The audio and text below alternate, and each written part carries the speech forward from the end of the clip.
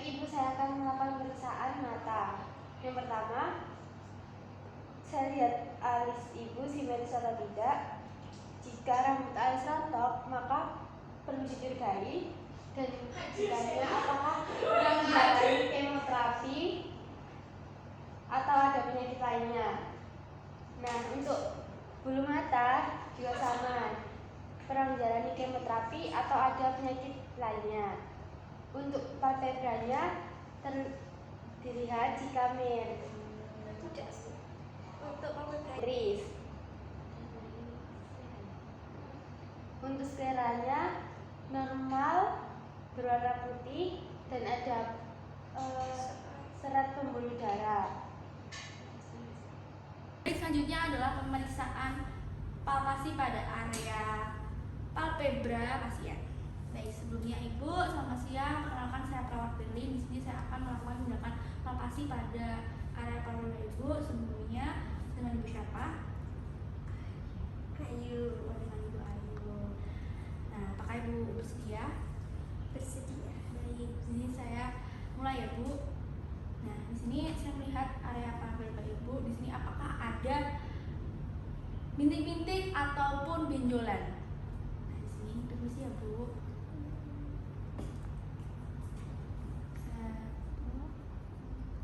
Tidak ada nyeri Bu? Tidak. Baik. Berarti itu normal. Untuk konjungtivanya saya akan melihat apakah warnanya merah muda. Oke, ternyata warnanya merah muda. Karena jika seperti warna kuning itu bisa dicurigai kalau Ibu bisa terkena hepar ataupun empedu. Dan juga jika warnanya merah itu terjadi karena inflamasi, dan kalaupun warnanya coklat itu karena toksin yang disebabkan rokok. Tapi karena Ibu konjungtivanya warna muda berarti Ibu normal. Baik, di sini saya akan memeriksa iris Ibu ya. Saya akan memeriksa ukuran iris Ibu. Baik, untuk irisnya ini Ibu normal. Oke, baik. Untuk kedalaman iris Ibu normal. Nah, sekarang saya akan melihat pupilnya Ibu untuk simetris, ukuran dan juga cahaya. Nah, di sini saya akan memeriksa. Ibu bisa melurus pandangan ke depan ya, Bu.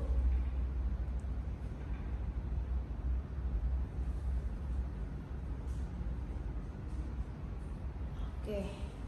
Nah, untuk ukuran pupilnya juga masih positif, bisa mengajar dengan melebar.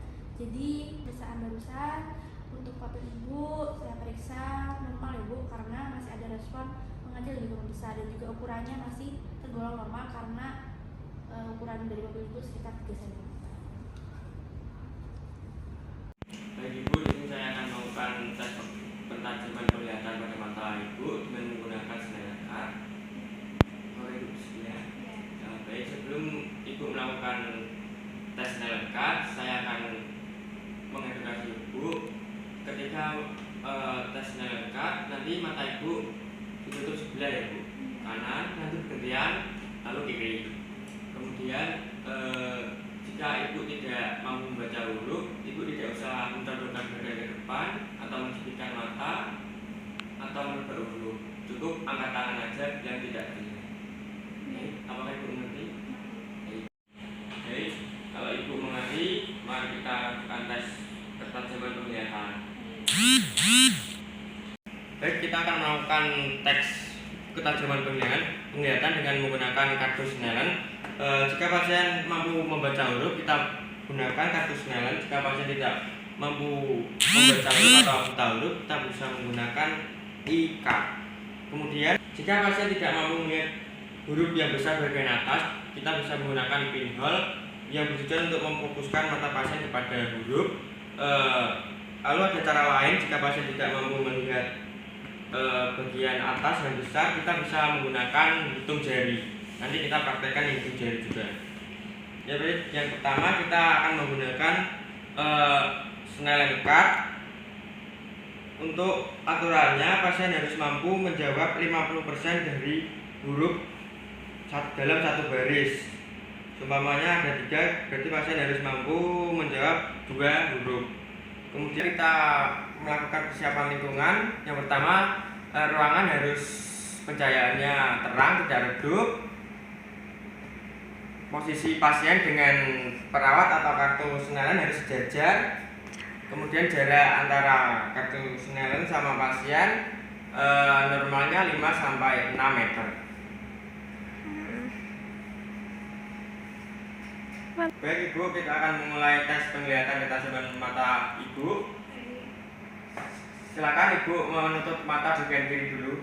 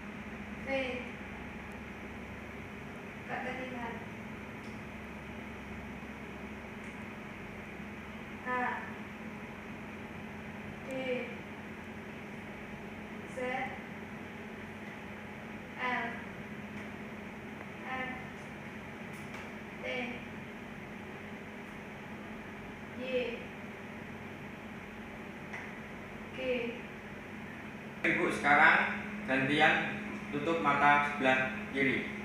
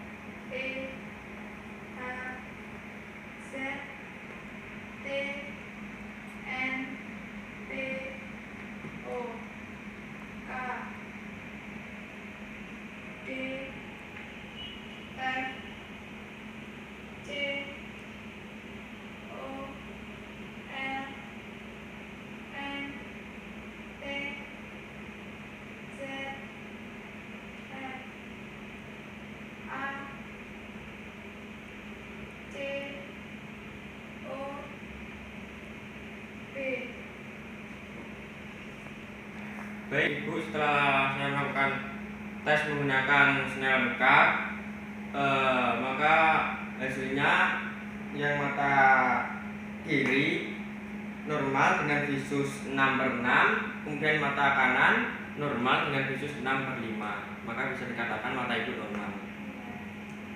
Kemudian saya akan melakukan tes ketajaman penglihatan dengan menggunakan hitung angka. Langsung dimulai saja. 1, 3, 2, 4, 5, 2, 1. Kemudian dari mata yang sebelah kiri ditutup. 1, 2, 5, 4, 3, 2. Sudah. Mata Ibu normal mampu melihat hitungan angka dengan jarak 6 meter. Saya tidak mampu menjawab pada jarak 6 meter, maka kita bisa melangkah ke depan dengan jarak 1 meter. Contohnya seperti ini. Jika pasien mampu menjawab pada jarak 5 meter, maka khususnya yaitu 5/60. Jika pasien tidak mampu menjawab dalam jarak 5 meter, maka kita bisa melangkah ke depan lagi 1 meter. Jika pasien mampu menjawab pada jarak 4 meter, maka khususnya 4/60. Kemudian jika pasien tidak bisa menjawab pada jarak 4 meter, maka kita bisa melangkah lagi 1 meter. Jika pasien mampu menjawab pada jarak 3 meter, maka khususnya 3/60. Jika pasien tidak jawab, nanti bisa melangkah lagi 1 meter sampai jarak 1 meter. Baik, jika pasien tidak dapat melihat menggunakan hitungan jari, maka kita akan menggunakan lambaian tangan. Untuk khusus lambaian tangan yakni 1/300. 1 diperoleh dari jarak antara pasien dan perawat, dan 300 adalah jarak pandang manusia. Hasil khususnya yakni 1/300. 1 diperoleh dari jarak antara pasien dan perawat, dan 300 adalah jarak yang dapat dilihat oleh mata manusia. Tadi pasien tidak bisa melihat lambaian tangan yang saya berikan. Selanjutnya adalah pemeriksaan menggunakan cahaya. Usahakan ruangan gelap dan matikan lampu. Setelah itu, berikan refleks cahaya menggunakan pen light. Apabila pasien tidak dapat melihat, maka pasien mengalami kebutaan. Jika pasien dapat melihat, apabila pasien tidak dapat melihat cahaya, maka pasien mengalami kebutaan. Dan apabila pasien dapat melihat cahaya, maka visus dapat dipulihkan kembali. Di sini saya akan melakukan pemeriksaan tes rakam pandang dengan jarak antara perawat dan pasien 60 cm dengan lingkungan yang cukup tenang dan nyaman serta pencahayaan ruangan terang. Silakan ibu menutup mata secara bergantian, kemudian fokuskan pandangan ke arah saya. Baik, ibu silakan menutup matanya secara bergantian dan fokuskan pandangan ibu ke arah saya. Sebelah matanya boleh ditutup, ibu. Silakan menutup mata ibu sebelah kanan. Jadi gini,